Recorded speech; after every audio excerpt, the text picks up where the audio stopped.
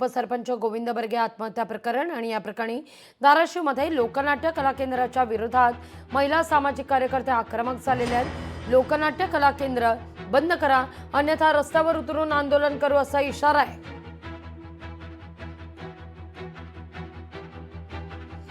धाराशिव जिल्ह्यात डीजेच्या तालावर छमछम सुरू आहे। नियम धाब्यावर बसवले जात आहेत। लोकनाट्य कला केंद्रात असाही आरोप आहे। पारंपरिक नृत्य सोडून डीजे तालावर वाजवले जातात।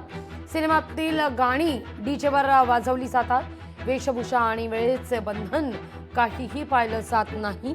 चौफुला, जामखेड त्यानंतर धाराशिव हे आता लोकनाट्य कला केंद्राचं हब बनू पाहत आहे। महिला सामाजिक कार्यकर्त्यांचा कला केंद्र बंद करण्याचा प्रशासनाला इशाराच आहे। सोलापूर धुळे महामार्गावरती पारगाव ते धाराशिव या परिसरामध्ये जवळपास 6 लोकनाट्य कला केंद्र सुरू असून आणखी नव्यानं 5 कला केंद्रांची या ठिकाणी उभारणी केली जाते। कला केंद्राच्या अवतीभोवती गोळीबार, गँगवॉर, गुन्हेगारीच्या घटना घडलेल्या आहेत। अनेक घटना जिल्ह्यातील विविध पोलीस स्टेशनमध्ये या सगळ्या संदर्भात गुन्हे दाखल आहेत। कला केंद्रावरील भांडणांचे गुन्हे या ठिकाणी दाखल आहेत।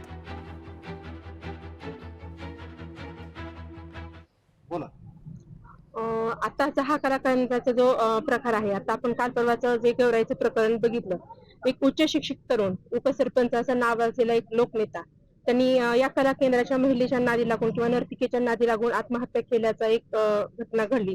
तर अशीच घटनाचं जे बाब आहे ते धाराशिव जिल्ह्यामध्ये खूप मोठ्या प्रमाणात हा प्रकार वाढत चाललेला आहे किंवा हा व्यवसाय वाढत चाललेला आहे। त्याच्यामध्ये मग बरेच घरातले पुरुष काय करतात की बाबा इकडे दिवस रात्र कष्ट करतात आणि मग तिकडे नेऊन पैशाची उधळण करतात। त्यामुळे एकतर संसार प्रपंच हा दाणाऱ्या लागत चाललेला आहे आणि विनाकारण जी गुन्हेगारी प्रवृत्ती आहे ती या ठिकाणी वाढत चाललेली आहे।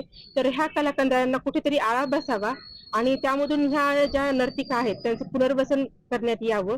या संदर्भामध्ये जर काही उपाययोजना जर शासनाला करता येत असतील तर त्यांनी ते पुढाकार घेऊन करावा आणि जो समाज कुठेतरी विकृत प्रवृत्तीकडे चाललेला आहे त्याला कुठेतरी आळा बसवण्यासाठी याच्याकडे वाटचाल करणं किंवा या गोष्टीचा पाठपुरावा करणं, यासाठी आम्ही सरकारला किंवा जे काही लोकनेते आहेत त्यांना असं एक विनंती करतो की या कला केंद्रांना पुढे वाढवू न देता किंवा आहेत या ठिकाणी स्थिर ठेवावं। दुसऱ्या कुठल्या कला केंद्रांना परवानगी देऊ नये एवढंच आमचं म्हणणं आहे।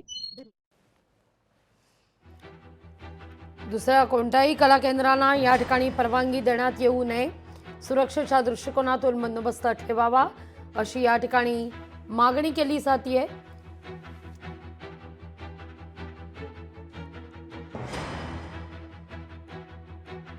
माजी उपसरपंच गोविंद बर्गे आत्महत्या प्रकरण आणि या प्रकरणी आता कला केंद्र बंद करण्याची मागणी जोर धरते।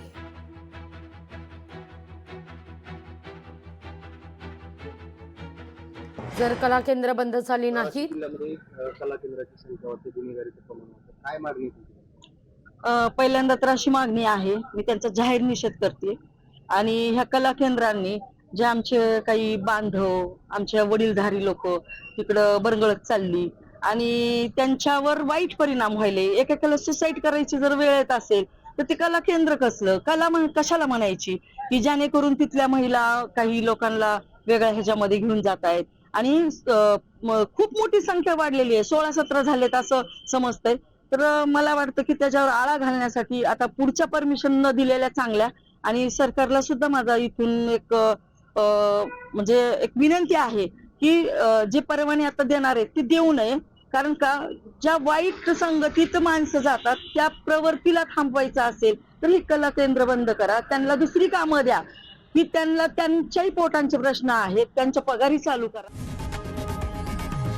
लोकशाही मराठी ऐका, पहा, जागरूक रहा।